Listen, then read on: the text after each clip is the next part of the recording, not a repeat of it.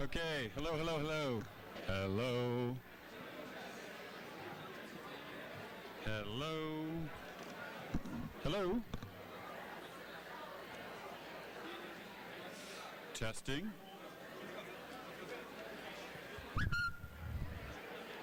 Hey everyone. Hello. Hey. We're back. We are back. That means you have to stop talking. We are back. Okay, guys, ladies and gentlemen, friends, beyond 2015ers, the future of the UN, and the future of the rest of the day. Okay, guys, we've got Worley on stage with us again today. My name's Randy Ramusak. We've got Worley. He's our social innovator from Chaotic Moon. You heard him earlier, and if you didn't hear him, watch it online because it was a great talk. But we're here to kind of get ahead to the next step. We're going to get ahead some more. We're here to find out, what did you guys do today? What did you hear earlier? And honestly, what do you want to tell us? And what we're going to do is actually bring you up here. So we had 6 workshops today, actually 7 if you add South Bend, Indiana. So we've got 1 remote workshop that's going to join us. So with that, I'm going to start with live from San Jose, Costa Rica. Uh-oh, can you hear me? Live from San Jose, Costa Rica, as well as 30 countries, representing 50 remote locations, over 5,000 people watching and participating live. We're going to turn to South Bend, Indiana, Notre Dame University, to give us a little insight into their workshop. South Bend, can you hear us? Hello, South Bend. All right. Hi there. Hey. South Bend, we're so glad you're joining us, and we are here in San Jose, Costa Rica. We're enjoying a bit of great tropical weather today, and we'd love to hear about your workshop. What was your theme of your workshop, and what did you learn, and what would you like to tell the UN? Great. So let me first introduce, everyone who is here. I'm the guy in the white shirt. Over there is Karen. We've got Chad.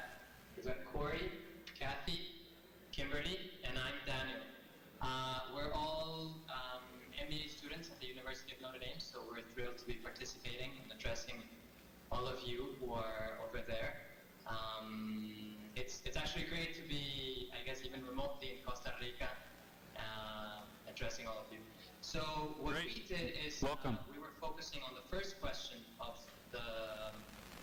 the questions that were addressed for the Get Ahead session. So our goal is, how can we promote entrepreneurship using technology? And the audience for this, or the people who should be benefiting, would be young people in developing countries. So first, what we did is we kind of thought about what are some of the issues. There's a lot of people who already tried to incorporate technology into development. But some of the main issues are the cost of technology, its reliability, access, and then also in terms of language. Sometimes when you're thinking about global solutions, you need to be thinking that we are very varied peoples in this world, and we speak very many different languages and come from very different cultures. So if you're incorporating a global solution, you need to take that into account and somehow turn that, or break that problem, solve for that. And one of the downfalls that many of the initiatives that have been taken are that we speak about all the great things that we currently have in the developed world, in terms of internet and for example, games that can help education and promote these kind of things. But we fail to realize that getting access to the actual technology that you need to look into this information is very hard. Especially if we are thinking of rural areas in developing countries, which are some of the people who need this the most. So with that framework in mind, we started brainstorming around how can we get across those barriers. Ability and language would be the main ones, and also doing it in some sort of structure that is very feasible and can be implemented in many of these countries with tools that already exist. So our solutions for that are, we thought of, in terms of technology-wise, we thought about mobile and radio. Both are two technologies that are prevalent in the majority of the world, and because they're both very cheap and they're very reliable. When we're talking about mobile, by the way, we're not talking about smartphones. We're talking about the old kind of Nokias that were kind of indestructible back in the day. And this has been a success story in places, for example, in most of Western Africa. Banks that have adopted these in order to create increased banking penetration to people who have neither bank accounts nor access to any of the technology that is needed to access the financial system. So I'll approach the camera now for a little bit, and I'm sorry this is really tough, but we had to adopt and kind of go into what we were doing. So our idea is that right now in the world we have a lot of information, there's a lot of ideas, there's great things out there that can be taken, crowdsourced into this broad overarching platform that kind of contains four things. One of them are tools and for education, to educate entrepreneurs. When we're talking about this, is really simple. For example, what is marketing? How can marketing help your business? What is accounting? Why should you do any accounting? These kind of things, really simple things. Other things would be best practices, things that are just useful in terms of knowing. So for example, I think about health issues, keeping a clean counter. That's a good practice and you should adopt it. Then we also have ideas for and success stories of entrepreneurs who have been doing this all around the world, and they're kind of sharing the story. Hey, you know, a community we had. Just make. I don't know, this machine, and he was able to bake bread and sell it, and then he started.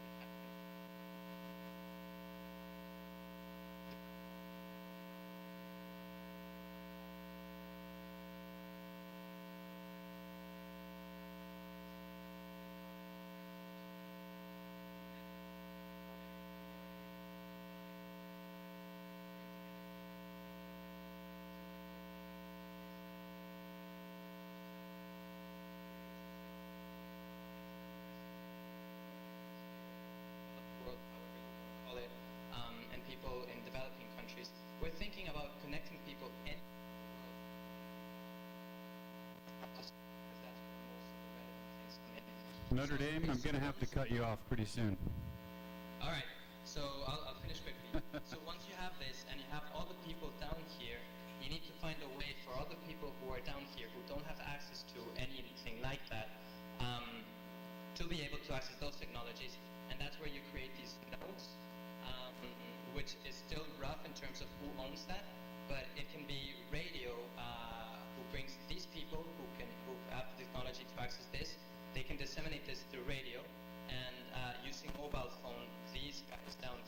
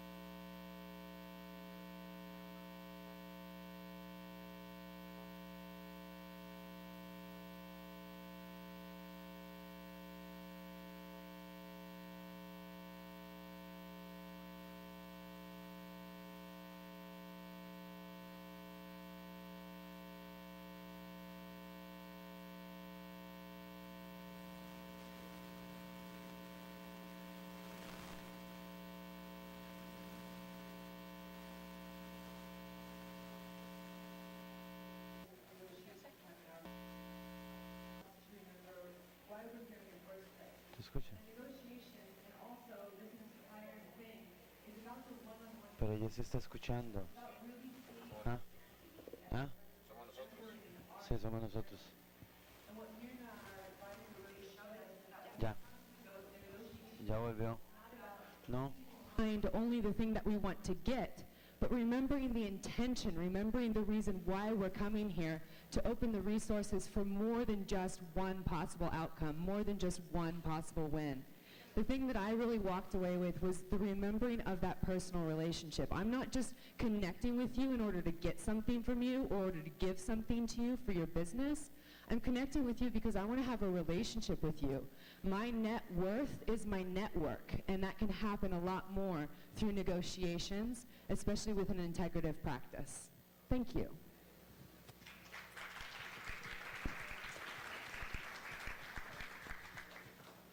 Well, my name is Ignacio Sandé. I'm from here, Costa Rica. My view is a little more global.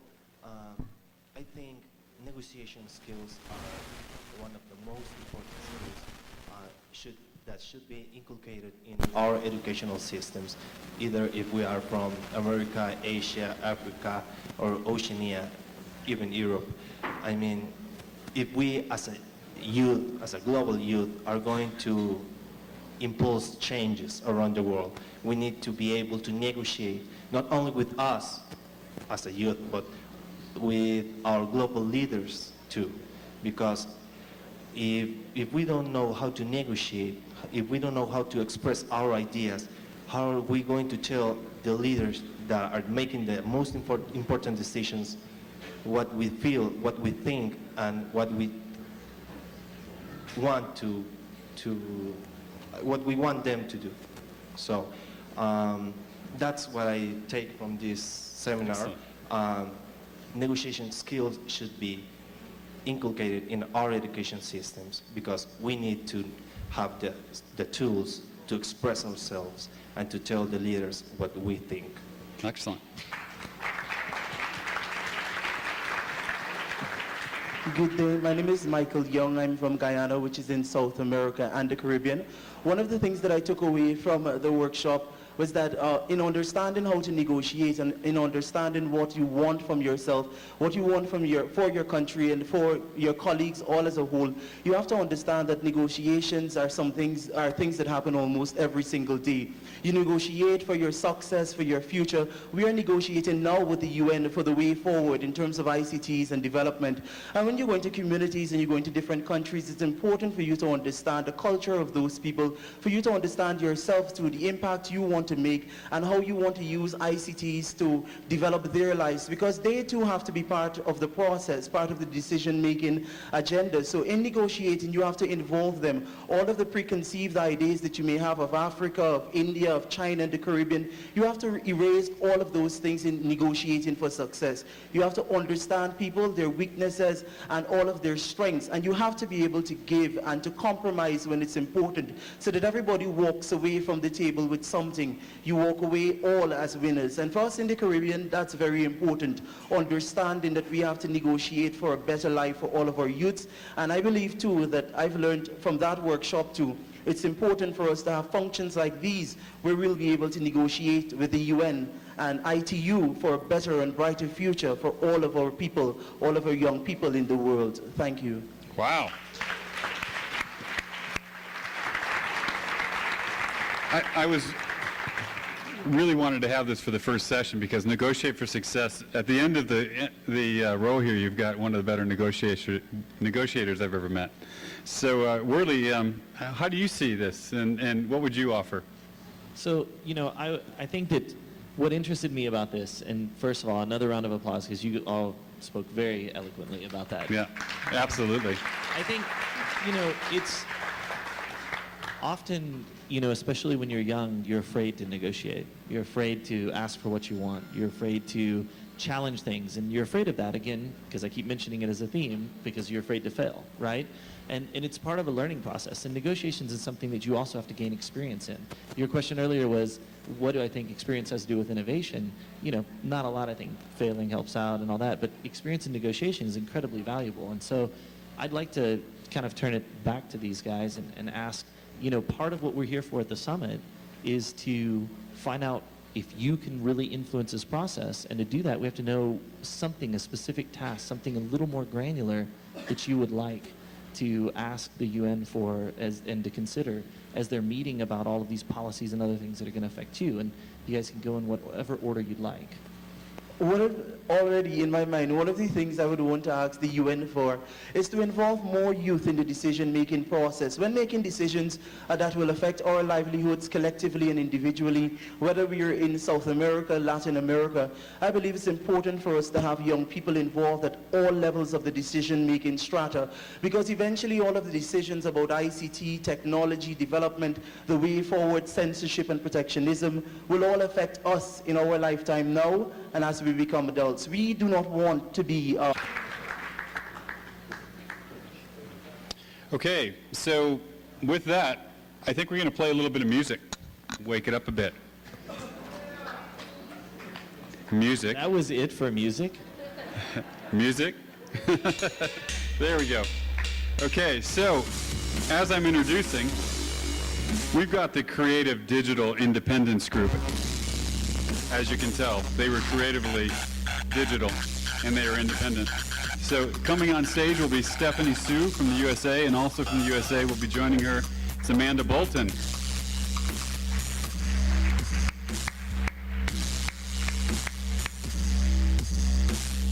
want to dance? I don't know, A little bit of I think kind of something. I don't know. It might be too sexy for all the youngsters. Let's just calm down. Calm down. Okay, great. But I do So, think Randy would like the all music right. stopped. Music stops.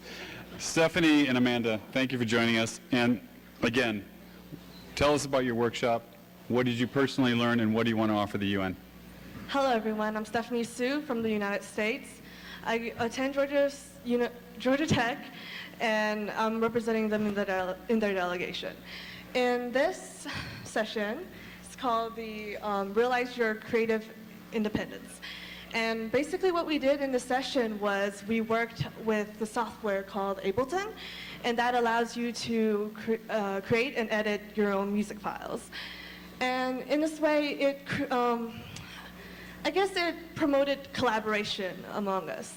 And also, it showed that being able to promote and to share your own creativity online is a powerful resource that you can use, along with selling and things like that. So, yeah, we got to actually design, the music that you heard, by the way, was created today in our sessions. So thank you very much. So what I got from it was that we can all be entrepreneurs. My students, well, hi, I'm Amanda. Sorry, let me back up. I'm a Fulbrighter here in Costa Rica, and I've been here for a year and a half working with college students in Costa Rica. And the most common thing that I ask them is, what are you going to do when you learn English? And they all say, I got to go to the US. That's where all the opportunities are. I'm going. So with this session, I kind of took from it that my students do have these other great opportunities with Ableton, with SoundCloud, with some other websites, Bandcamp, that actually give them the power to create and then sell their own creations online. The morning session about the entrepreneurship went hand in hand with that. So the message to the UN is, obviously, if you want your unemployment in the youth section to go away, you know, opportunities like this are invaluable. definitely on your creative independence. The internet is a powerful tool, and through software such as like music editing, that's only one venue that you can go through. Being able to use software, being able to use the internet in order to publish your work, being able to make a profit out of it, being able to share what you love to do, and things like that. That would be the message to you. Key word that I picked up from Cheryl, our moderator, was the democratization of the music scene has happened strictly because of the internet access. So if we want to be able to spread this democracy to other regions and other markets, then that's what the UN should incorporate, I believe. Worley, do you know anything about creative independence? I no. Okay, then that's I it. thought, yeah, no, I mean, I thought this was a great session. I mean, we talked last night, there were some of us meeting about the role of creativity and the abundance of tools and information technologies and things that we have in the world today. And those aren't available equally everywhere. But you brought up a great point about the democratization. It's as important to remember that you live in one of the greatest times to be alive ever in the history of our society, because there is we're moving from a world of scarcity and control into a world of abundance and influence, where you can collaborate with people all around the world on something like a music project, where you can have participants that you never even physically meet, and you can create these amazing, wonderful things, and you can monetize them too, because there are audiences out there, no matter what you are into, but in this case, music, there are audiences out there that will help drive your creativity and help fund your creativity. Please, yeah. Yeah, definitely on collaboration. That was one of the things that I got out of the workshop also. For the workshop, they put us in pairs. For me personally, I worked with someone that I didn't know before. And collaboration again. Each one of us is creative in our own way. And being able to put together our own creativity and the differences in that, we can produce something that we by ourselves may not have been able to produce. It's an interesting segue, though, to how do you make sure that the entrepreneurs can actually find some financial success out of this model? But I think we'll take that for another time. There's a 30-day free trial of Ableton Live, just to throw that out there. Perfect. And you guys want to try it out? Perfect. I love it. Put it on Okay, SoundCloud? great, Yeah. great. Free trial. Thanks. Thank you.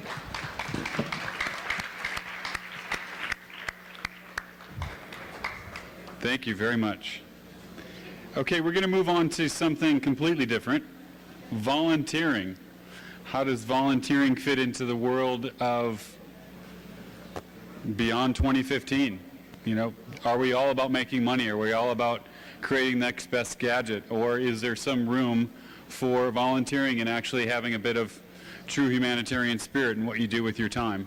And with that, we're going to turn it over to Carmen Ramirez.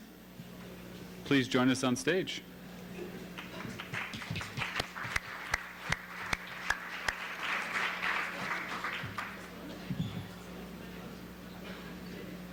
What was the question? Absolutely. Whatever you feel comfortable with.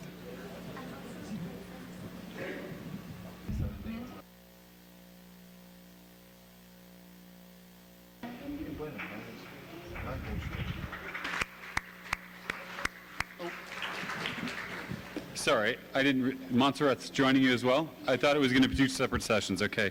So Montserrat Nunez as well, yeah? Okay. And can you tell us where you're both from?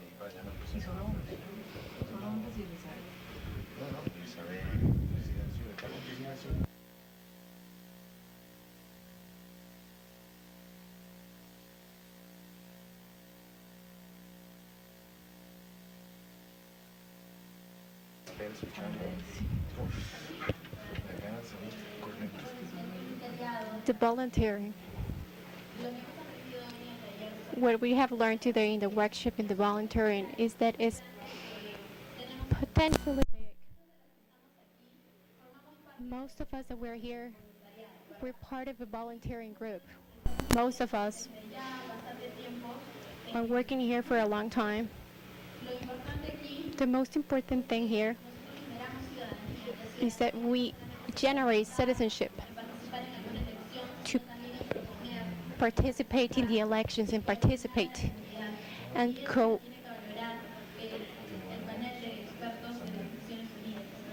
so the UN can just value these projects to integrate the volunteering components. It's either health, environment, gender, to activate these organizations to give them power and the option to participate and give their ideas. They give their effort to these organizations that already exist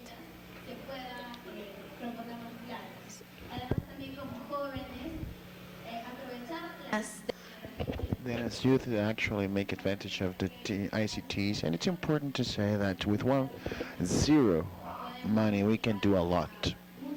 We can get to a lot of people, not only the geographical boundaries, but actually get to all of Latin America and get to the world. And the ICTs can provide the means to do such a thing and to provide the relevance that is required to achieve this.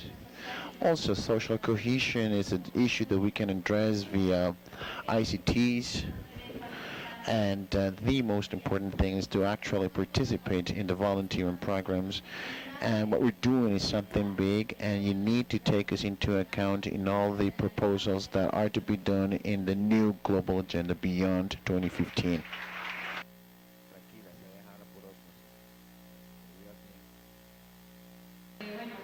Okay. Besides what Carmen said, we have to learn that besides being volunteering, being ambassadors of what volunteering means. You may have the doubts about how to help, what program you can just help in, to generate options or programs to volunteer, or either just go to another continent, to just focus on local problematic,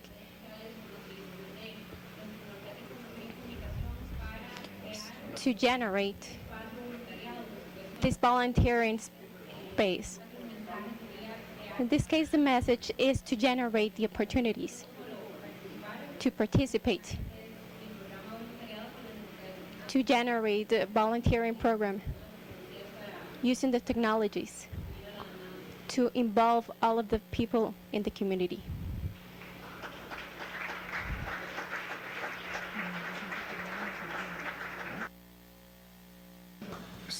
I like the idea of local.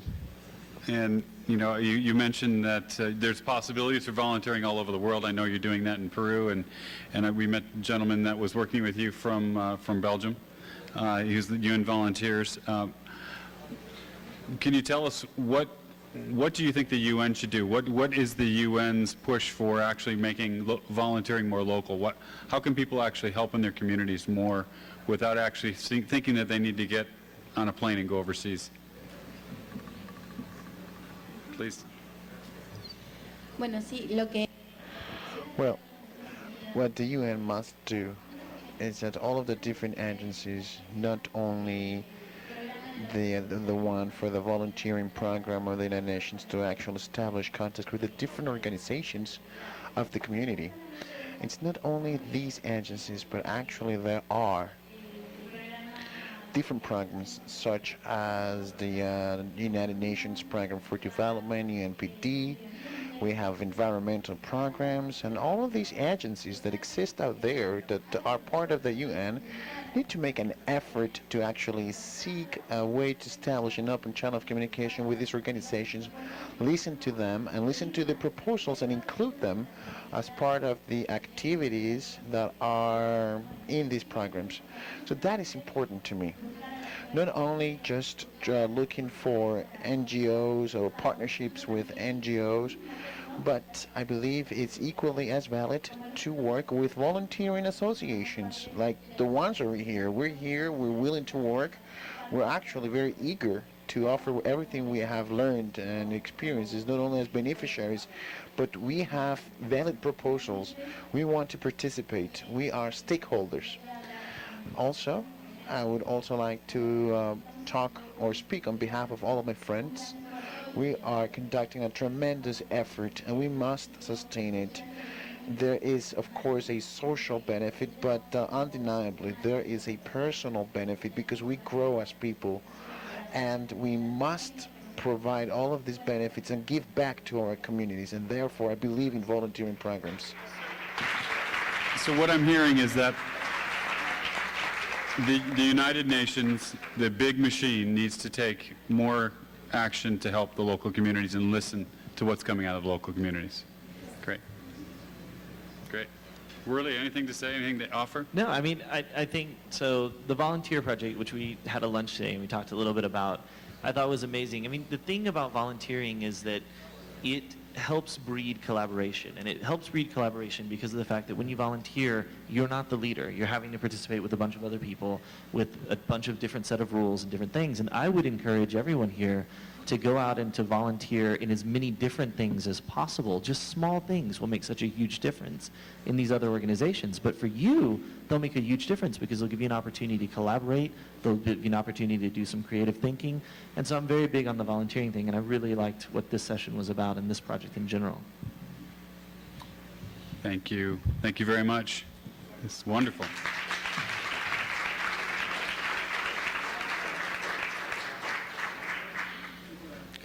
Jumping back into the world of digital, from volunteering back to digital, we're going to hear from the folks that led the session called Build Your Digital Enterprise.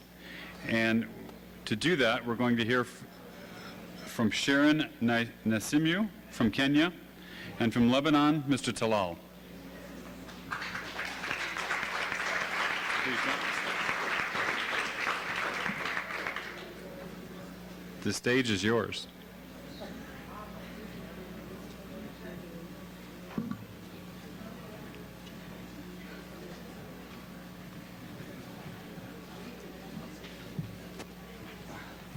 So tell us, once again, you know the drill. What was your workshop?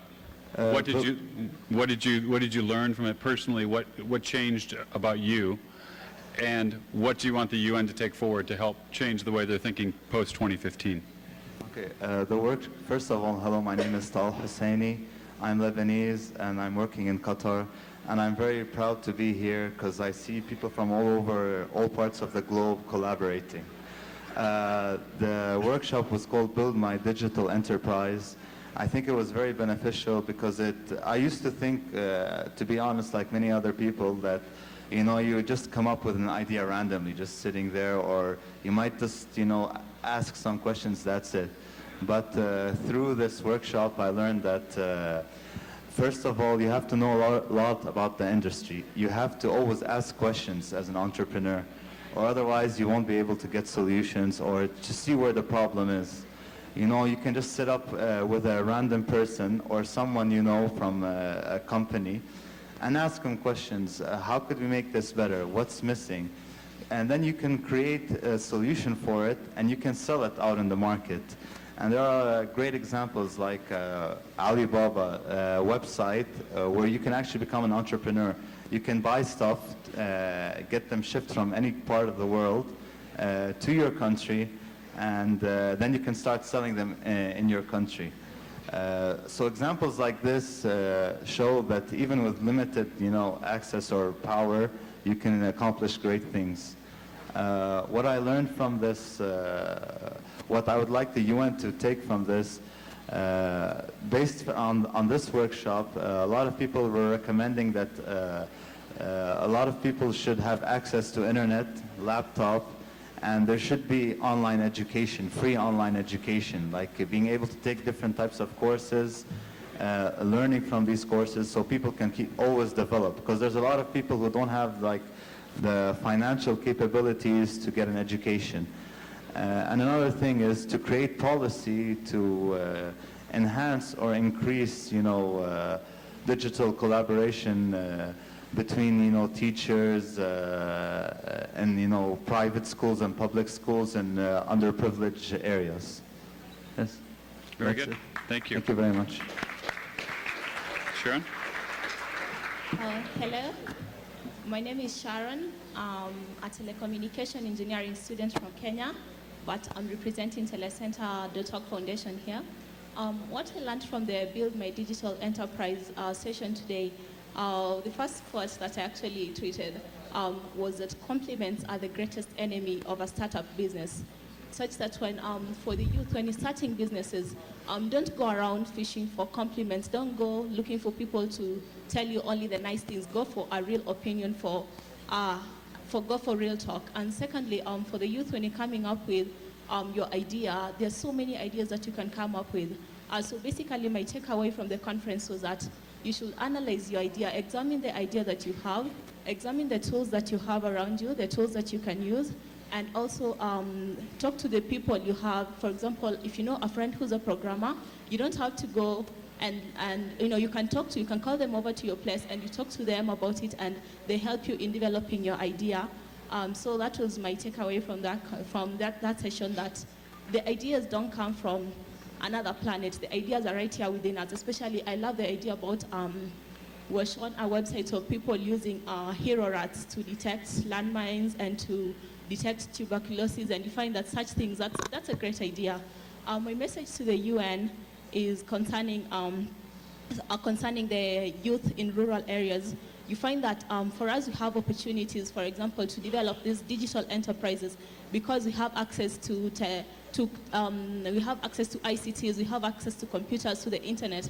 But you find that the youth in rural areas mostly, they do not have access to this, so they cannot develop the same, share their ideas in the same way. So advocating that if the UN can encourage the growth of telecenters where youth can come together, share their great ideas, and also where they can also have access to ICTs so that they can also develop their enterprises.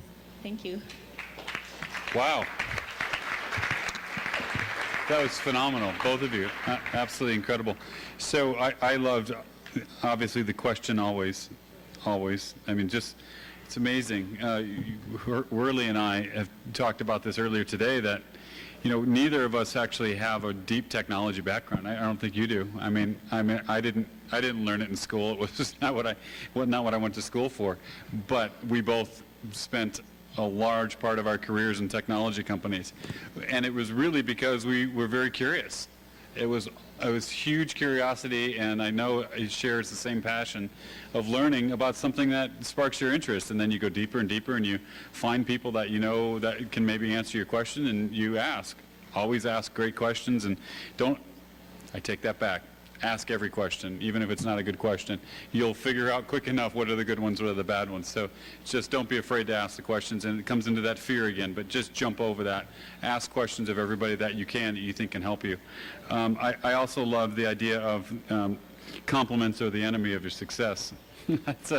I've heard that a number of times in my career, but you know, I could go on and on that, but Hurley, why don't you take that one? You know, I think I agree. You were both fantastic in articulating what you guys worked on. I love this one too because you and I share a lot of passion about entrepreneurs and startups, and specifically starting new things and enterprises. I think it's important to remember, I mean, the compliments, that's absolutely true. I always like projects where everyone has a problem with the project, because I have a greater chance of success in that project because I have better feedback coming in, right? It's like programming a computer. Garbage in, garbage out. So if everybody's telling you it's great and everything, then you're just not going to make any real efforts and probably not make any progress. But I think there's two things I'd like to add to what you guys said. And that's one, I think you should have a credo as far as you're starting your enterprise, as your entrepreneurship. And that credo goes like this. It's, you never will have resources, right? So you use it up, you wear it out, you make do, or you do without, right? And you have to do that in starting any enterprise effort. And the second thing is just remember that startups are always, and new digital enterprises are always in one of two phases as a system model. They're struggling or they're out of business. So at those times where you're struggling with all of that, you're getting the bad feedback, but you don't quite know how to respond to it, those are really the best times you look back upon and really find the most value in creating your enterprise.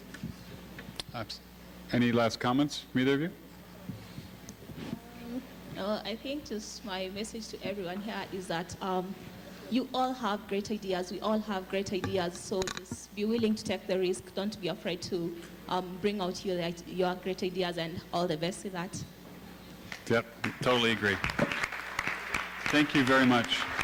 Thank you.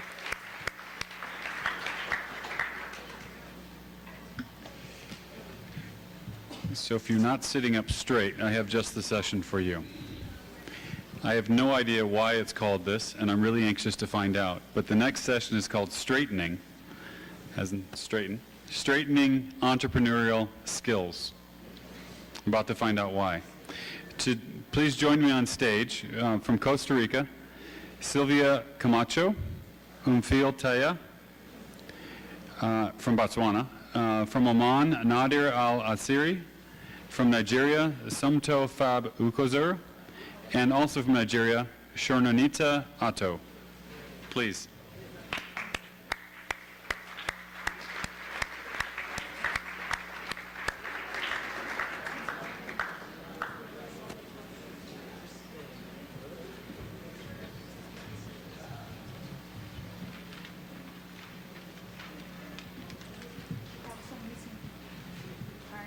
Here they come.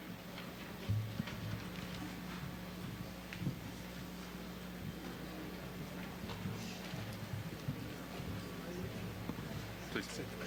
Yeah. It's in front. Worley needs the exercise. Standing up won't hurt him. Success makes you fat. I think that's what he just said. I didn't say that, actually.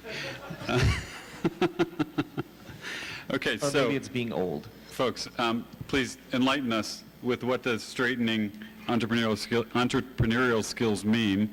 What was the workshop intended to do, and what did you take away? And most importantly, as our last session, what do you want the UN to take away? Okay, my name is Silvia Camacho from the Maridenko Foundation here in Costa Rica, and I'm going to speak in Spanish. The workshop to strengthen the is about the technology for the image with the end to create creative proposals for the technology. Good afternoon. I'm Somto Fabukos. I'm from Nigeria. So what we are taking back to the UN is would like the UN to encourage entrepreneurship among rural areas so that they could strengthen the creation of local services, because the local services can be addressed by youth in those areas. Then we want ICT to be accessible, affordable, and available for all youths, especially females and physically challenged, so that, and this can be done in collaboration with the UN, the government, and the public sector. Then we also want to include ICT as a compulsory module for education and vocational training, and we also have to make it in such a way that it could be exciting for young people. Then we want to encourage ICT as a tool for market research. Then there was a quote that was made by one of our trainers that actually struck me, I would like to share with us. It says that everything around us, everything around you that you call life was made up by people that were not smarter than you. And you can change it, you can influence it, you can build your own things that other people can use. Once you learn that, you will never be the same again. Thank you. Thank you. Good afternoon. Is it afternoon or evening? Time differences. Yeah. My name is Umpile. I'm representing Botswana. I must say that the workshop that we attended was highly interactive. By show of hands, can you just see the people who attended it? How awesome was that? It was incredible. We learned so much. But what we took away from it as a group, my group was made of 6 people, all from different continents, which is really awesome because then you get to hear the different views from, in essence, the different continents. Because of the high infiltration of mobile devices, we were proposing that governments adopt more mobile health or mobile education initiatives because already the market is there, already people are using those mobile devices. So for governments to adopt those, just as an example, in Botswana, the project that I'm involved in, we won a youth innovation competition, and the main thing is to pilot an mHealth application in public hospitals and in clinics. And just as a way, we're working with the Ministry of Health in Botswana. So it's really great in that when the pilot is successful, not if, then they are willing to adopt it in some of the hospitals and clinics. The other thing that our group shared was that there's a digital divide. I mean, everybody can agree on that. So it's to encourage or to get the United Nations to encourage the governments to bridge that digital divide through digital literacy, making accessible, internet and all of that accessible and available. And also one idea that struck a lot of questions was the Intergovernment Education Organization, which would be its mandate would be to push the agenda of standardizing technology access in schools in terms of quality and quantity. So from the 6 people who are representing the 6 different continents, those were their ideas, and we hope that we get to see some of them adopted.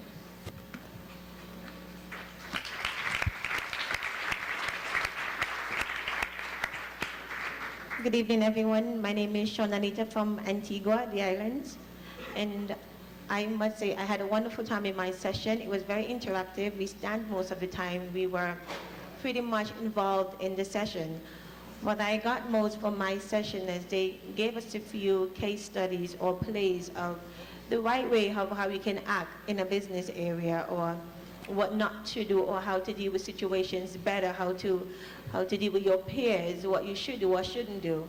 And they put us in groups, and the topic that I liked most about what my group came up with, we came up with several ideas that government can instill in the community to help our youth in ICT. But the one I like the most is transfer of knowledge by business owners.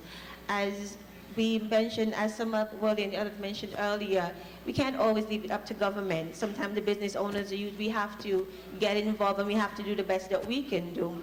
And what I like most is being an entrepreneur.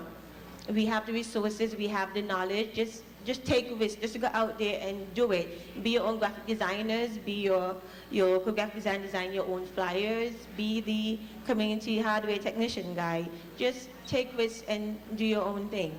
And as for the business owners, you can do road shows, you can go out to different communities and instill your knowledge in the colleges, the schools, university, let them know it's not that difficult as you think. You have to try. And instill your knowledge, let them know that you can start it, this is what you do. Give them the basic knowledge to push the encouragement that they would need from the business owners, also from the government, for them to be a better entrepreneur, to start their own thing, live their dream, and do the best that they can do. Thank you.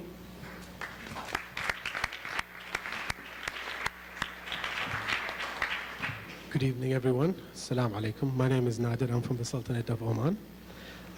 What I've learned from my session today is the importance of, before applying for a job or before doing anything, you need to know what are you getting yourself into. Do you really want to work for someone, or do you just want to be an entrepreneur by your own self? Let's take myself, for example. I work as an HR in the morning, and at the nighttime, I'm a chef. And I've started this business, thank God, to ICT. I started it through Instagram. Most of my customers came through Instagram. And I would say that you, before applying for anything, you need to know how to get into it. And also the transfer of knowledge, we mentioned, one of the points she mentioned earlier, is transfer of knowledge.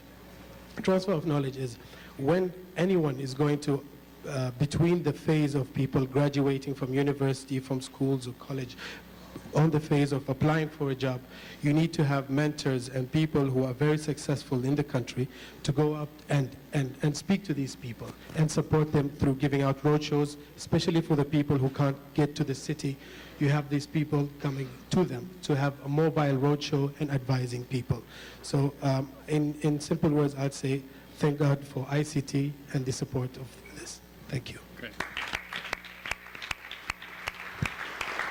So before we close, I think I heard that your suggestion to the UN is they need to create a new UN agency. So this is the Intergovernmental Technology Education Agency. So give us a little bit more insight into what you're thinking there.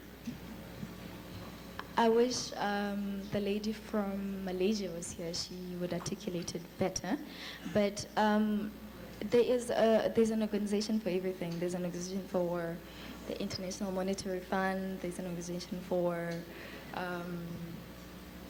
the different organizations, but none that is specifically looking at education, so to speak. So that's how the idea came about, that we need to look at something that looks specifically at education and pushing the agenda of ICT in education. Yeah. I'm pushing you on this because I really like the idea.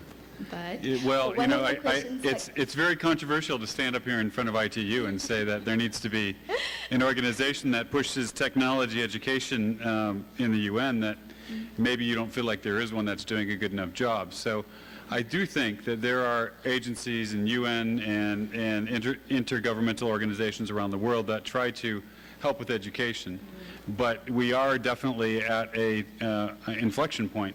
We have so much technology that is infiltrating everything we do today, but we don't necessarily have a good sense of what we need to learn.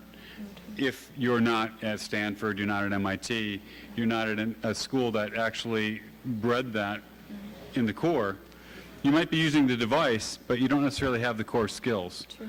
And so where do you get those core skills, and where do the governments get the core skills in the curriculum to actually teach within their societies? So I like the idea, and maybe Mr. Sanu will pick it up. May I say something on that? Please. Thank you. I think, as you mentioned, if you're not in an institution where basically Zoom is in on ICT, but I think we can also involve it in our school curriculum, as worldwide maths and English is something that you normally have to have in school.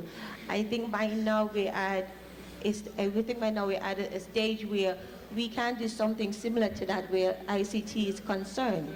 Where the basic of a 5-year-old or a 6-year-old can learn ICT, as in learning the keyboard, the mouse, the computer, and that's something that we're trying to do now in the islands, to instill in elementary school. They learn the fundamentals of a computer, and as you go on to high school, you learn basically software, hardware, computer repairs, and we have just launched a project back home called the GATE Initiative, where it's a government-assisted endeavor technology, whereas we are trying for students who are fresh out of high school and want to get a bit more into technology. You come to that institution and we'll teach you like web journalism, diagnostics,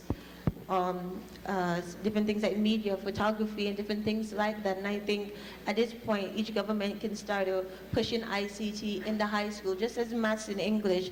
And I think at maybe a few years to come, we'll get where we need to be. Thank you. Please. A comment, okay. It's great that we have initiatives like Beyond 2015, because then not only do you get to share your own ideas of how you think the world can be a better place, but you also get to learn in depth what the organizations that are existing are doing with regards to those issues. For example, today we learned a whole lot more about what the ITU actually does, or what it stands for. Before, if you didn't have that interaction with them, you wouldn't have known how to also create value in terms of what you actually do, your own initiatives, and align them with what is existing or where we're going with this. Yeah, just to mention. Yeah, you're absolutely preaching to the choir. I firmly believe that you've hit on something that the UN should take very seriously, because we are certainly. There are, even the United States is having a real difficult time with education at the right levels to actually put in the science and technology type education that will produce the next leaders that can actually create the devices that we're all using today. So that is near and dear to my heart, and I think Worley's heart. Anything to add to that? No, I mean, I agree. I think there's a fine line. I like that you called her out, and I love how you handled it. That was awesome.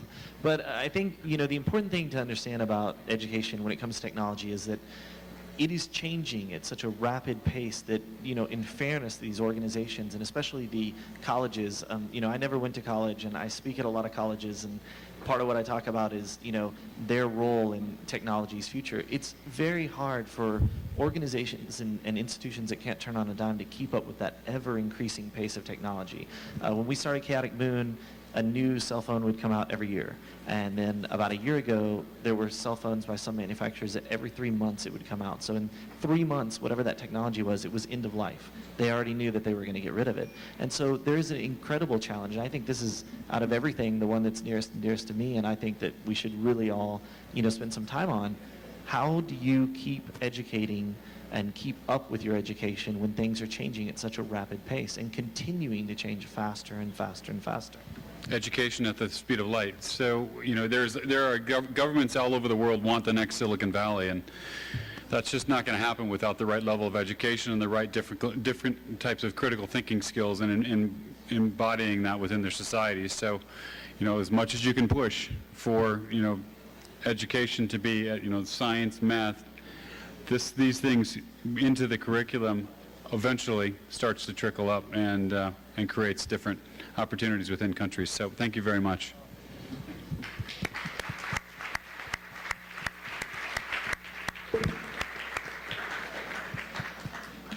So that wraps up Get Ahead, but you can't leave quite yet. We have Mr. Sanu, I believe, is going to join us, as well as Ms. Doreen Matgatya from Botswana. And they're going to give us a little bit of a summary of what they've heard and the charge for the future of the evening and tomorrow, and as we start fresh early. I think it's 7:30 start. Really early start. Mr. Sanu, please.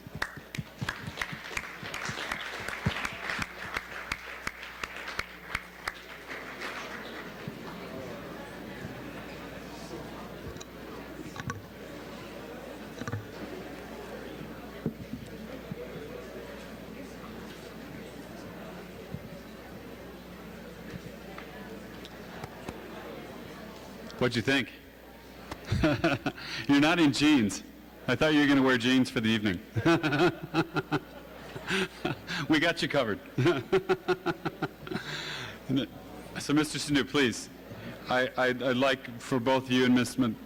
I'm struggling, Matgate, I believe. Is that how you pronounce?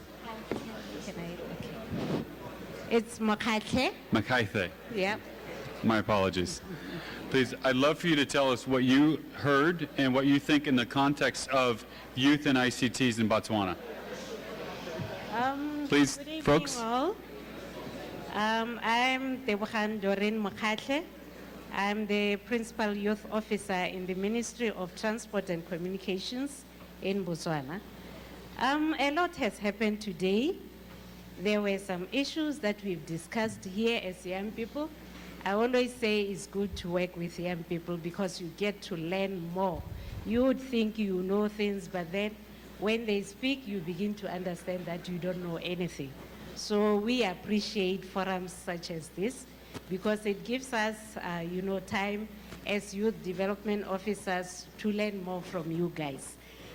You have discussed issues on building your digital enterprises. You have negotiated for successes. You are bringing in change through volunteerism and different other ways, and we are saying we embrace this. As Botswana, we embrace young people. We have come up with competitions in trying to bring out the innovations that would change the way we've been doing things, because we have a lot of challenges in the health sector, in the agricultural sector, the education sector. So we allow young people to come up with, ideas that can be turned into businesses for your own empowerment as young people to be able to even employ other young people. So I must say I really enjoyed myself today, and I got to know that young people, regardless of where they are young people. They think alike. Whatever problems that they face, even though maybe at a different scale, they are the same problems. So I'm happy to be around, and going back home, it will even assist us, because currently we are trying to come up with an ICT empowerment strategy for young people. So it's going to assist us in, looking into avenues of bringing that change in our country. Thank you so much. Thank you. Wonderful. Mr. Sanu, what did you think? Yes. I don't know what to say. I become timid. With such bright people, it's not easy to talk in front of you. This morning, I was more at ease, but after listening to all those bright ideas, I don't know what to say. Yeah, absolutely. Maybe what I will say would be less than what you said. Yeah. So But since I was given the responsibility to say something, I've been listening to your summaries. A summary is already losing part of what was said. So if I have to summarize again, we'll lose 2 times. So, but I try to do it, instead of going into detail, I will try to summarize into two streams. First stream is, what do you want the UN to get from you? Whereas we're talking about beyond 2015. Beyond 2015, because 2015 is the year for where we have to achieve the Millennium Development Goal, and life will not stop in 2015. We have to continue. And you want the views of the young people you are to be taken into account. So I got from your discussion that you would like UN to get you involved in the decision making. Very important. But again, imagine that you are all called to go to UN. We will not have enough space for all of you. You have a way of participating in the UN. The way of participating in the UN is an intergovernmental organization. Get your point already back home to your government, and your government will definitely take it. This is one way of doing it. The other way of doing it is what you are doing today. This kind of meeting, of gathering, will come out with a declaration. This declaration will be forwarded to the UN. And then I think that we take that as one of the important points. But again, as you said, rightly said, someone said here, you learn how to negotiate. What you bring to UN, maybe in the course of a negotiation, some part of it will be lost. You have also to agree with that you may not have everything. So you have to give up something and get something else. I also get from you that you would like UN to work for access. I will summarize in access and affordability. For those who don't know the difference, here the most important is affordability. Because when I go to the shop, I can access to everything in the shop, but I will buy only those I can access to. And accessibility is a big issue. So you are here requesting UN to make sure that not only you have access to the IT equipment and curriculum and whatever, and also they be affordable for you. And thinking about affordability, you rightly put the fingers on something that is very important. Let me put it this way. You are privileged to be here today. Even in your own country, you are privileged. And I was very happy to see that you thought about those in the rural areas who don't have the same opportunities that you have. And then the issue of developing telecenter, all those things are being taken into account, and I'm sure that this will appear in the declaration that will be brought to the UN. So, this is the UN part. As you know, by the end of this meeting, we're going to have a declaration that will summarize all those discussions. And this declaration will be taken to the UN General Assembly by the President of Costa Rica. So your message will be heard to the UN. What I want to tell you here is that whatever happens, you have to know one thing. Those who are talking, who are discussing in the UN, first, they are parents. They are mothers, they are fathers. They cannot ignore what is happening to their kid.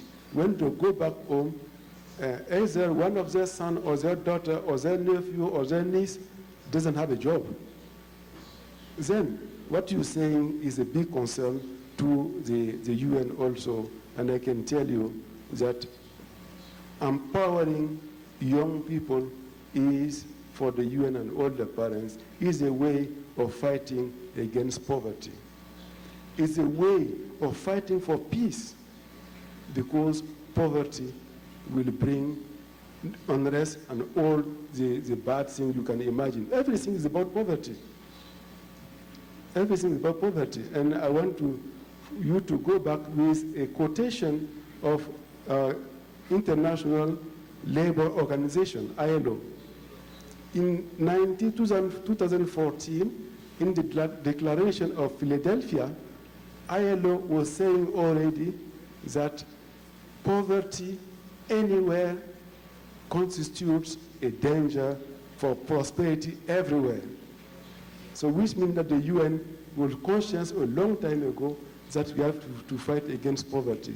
And we are very happy that ICT, being a cross-cutting sector, can help us to fight against that. So we can be rest assured that the UN will take it very seriously. Of course, as a UN specialized agency, ITU, I've been noting down here, my colleague have been noting down, whatever you said here, make sure that we will take them properly in our working program. This is another way also of giving justice to your work here. Now, this was the UN side.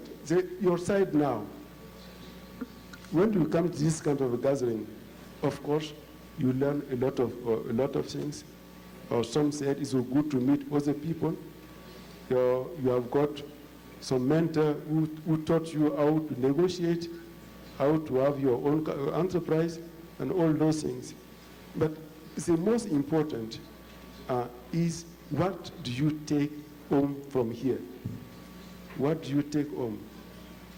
Because the declaration we are sending to the UN, you don't control it anymore.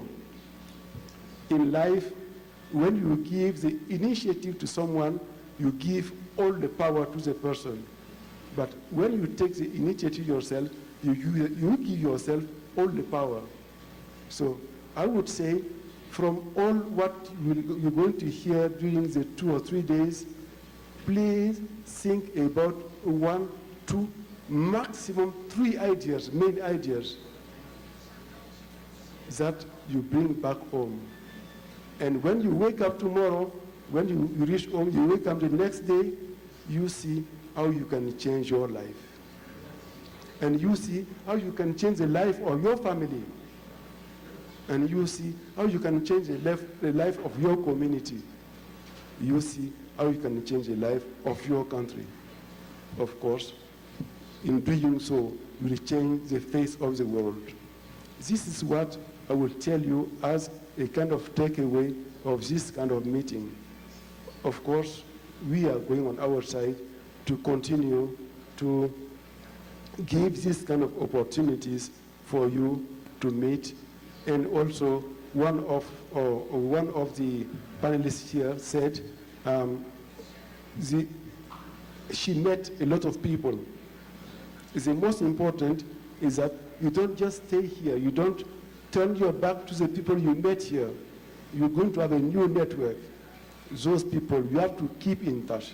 Try to make sure that you become a kind of generation here, a kind of, how to say, fellows who are going to work together no matter where you are coming from.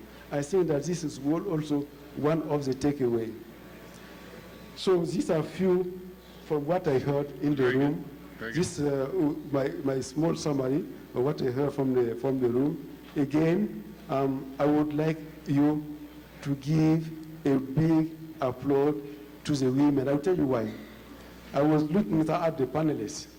Out of all the panelists, I found few men. I was ashamed, you guys, you did not. They were all women, which is very encouraging for our society, for our community. Oh, I'm very happy. The special envoy for youth is here. So I think that is the right person to work on all this within the UN. So I think that the ladies you did, young girl, you did very well. So you will be mothers, you will be also the, how do you say, the mentor, you will be the one who are going to build this society. because the society is built at the childhood. And as we said this morning, ethics is going to be taught by the family, and ethics will be going to be taught by the mothers more than the fathers. So I was very happy to see that you are so numerous and so active in this meeting. So in this note, I would like really to thank all the panelists, to thank all of you, and to thank also all the facilitators who really facilitate your workshops to get this fantastic result. Once again, I cannot just summarize. And of course, thanks to Randy. So I think that this cup should become a cup of this meeting. Absolutely. Okay, so thank you very much. Thank you to all of you. Thank you very much. Thank you.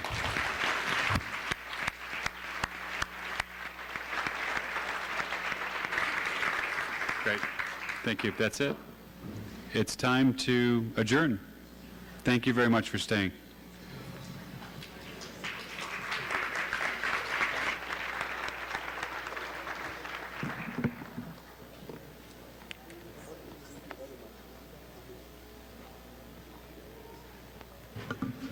Thank you very much. We're almost coming to the end of the day.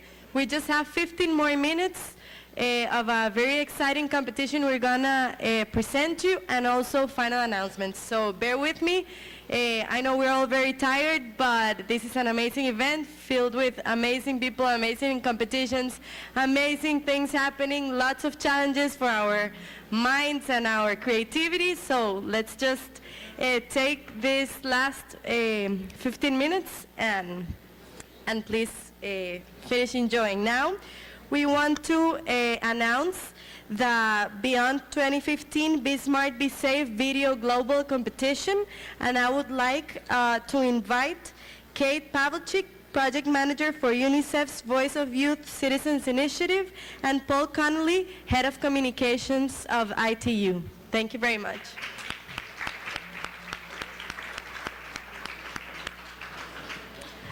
It's great to have you here.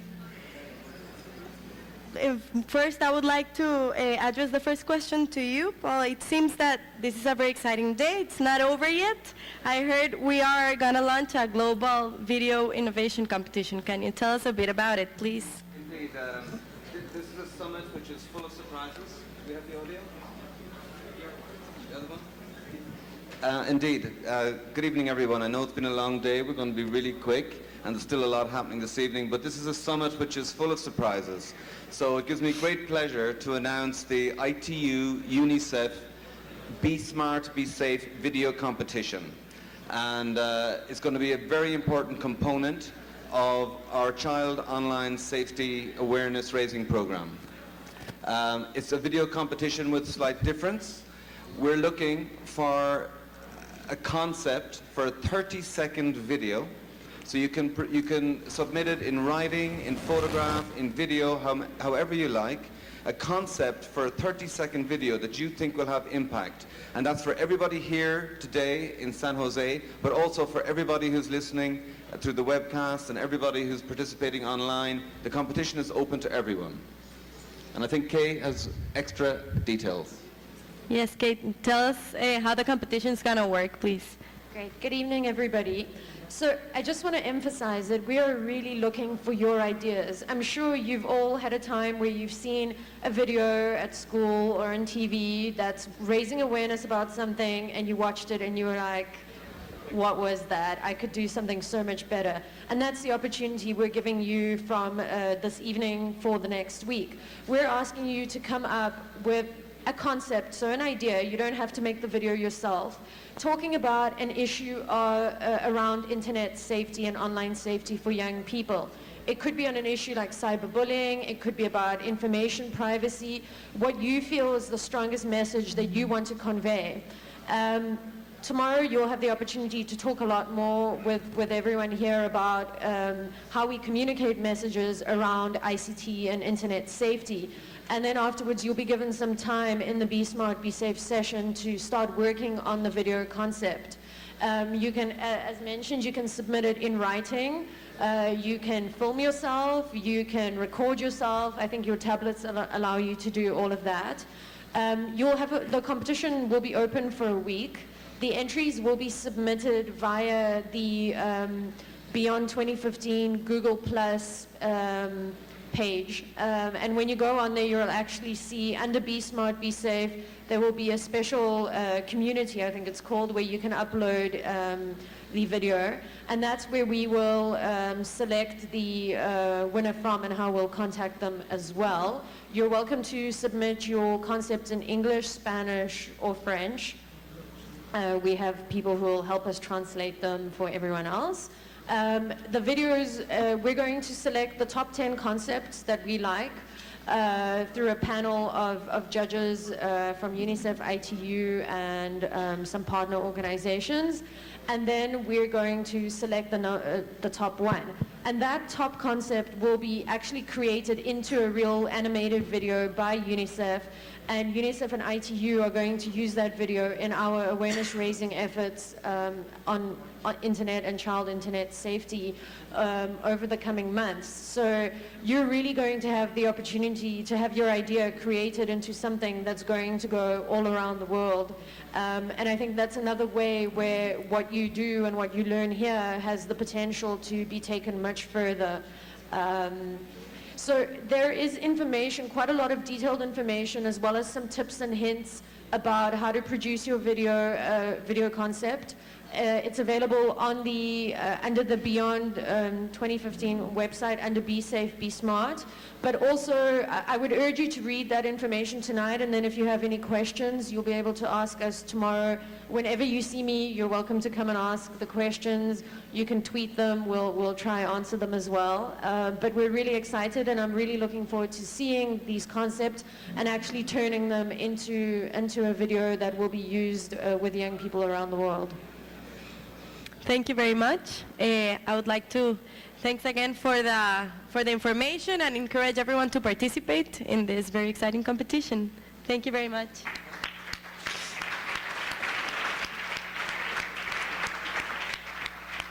Okay, so the plenary sessions are coming to an end, but we have very exciting campfire conversations that are gonna be held in different rooms. And as mentioned before, this is an amazing 3-day filled with lots of challenges, lots of activities, and lots of information for us to share and collaborate and learn from each other. We really encourage you to stay and participate in the following campfire conversations that we're gonna read right now and that it's showing in the slide. The first session is called ICT for Good, organized by the U.S. Youth Delegation. That would be at Corcovado #1. Also, the screening of the movie Gold, organized by the Costa Rican delegation, and that will be screening on room Corcovado #3. The Millennium Generation Survey, organized by Telefonica, is going to be here.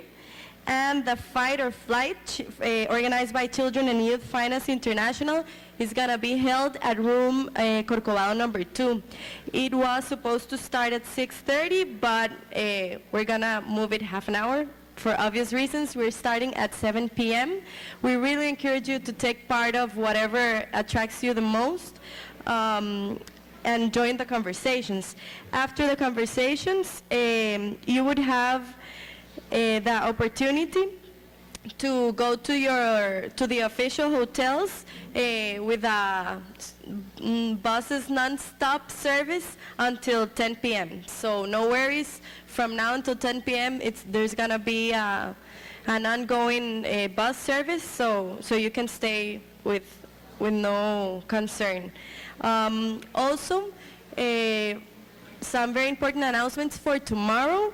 Tomorrow we're gonna have the Be Healthy session at the National Stadium.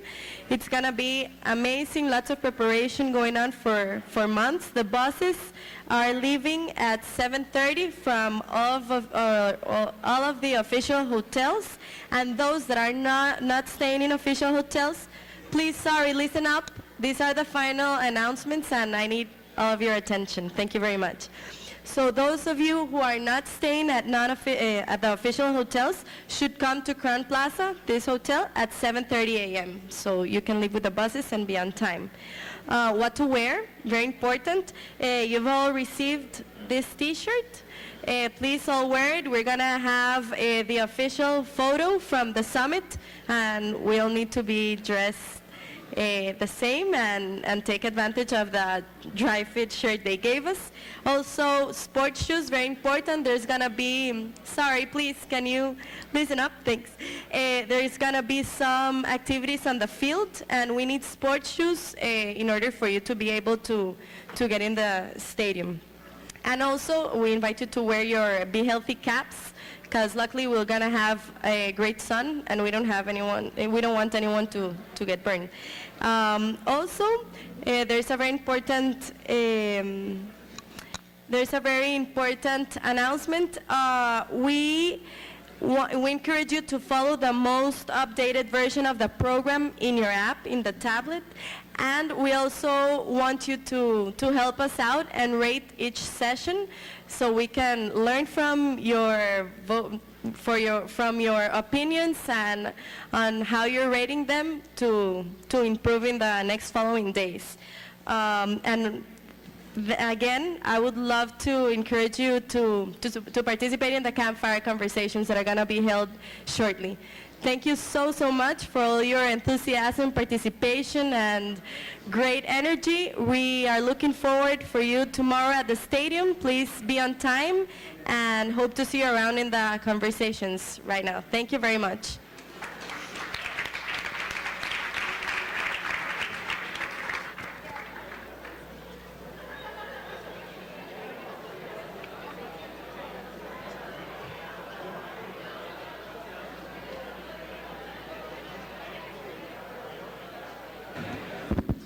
Hello. For those staying here, let me introduce you to Ms. Lina Echeverri from Telefonica, who is going to present you the first campfire conversation about the Millennium Survey. So for those staying here, and don't forget there are the other sessions in the other room. So in a few seconds, we will start with Lina. Thank you. This session will be interpreted in Spanish and English.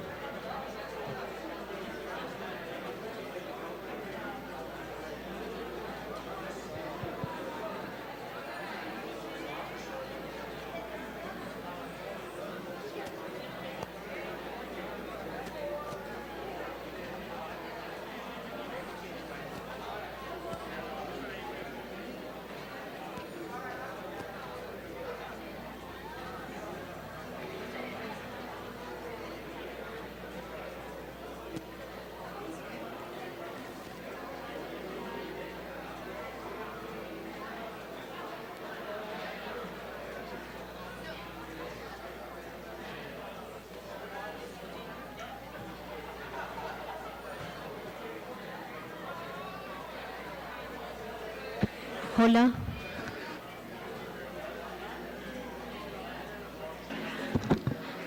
Hello, everyone.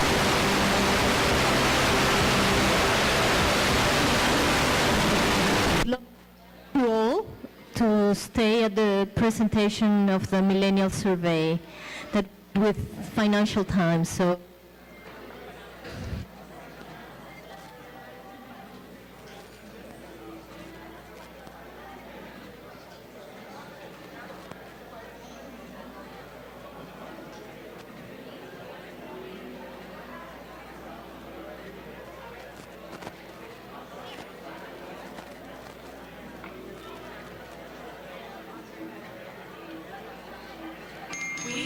stand. We stand. It is now remarkable time.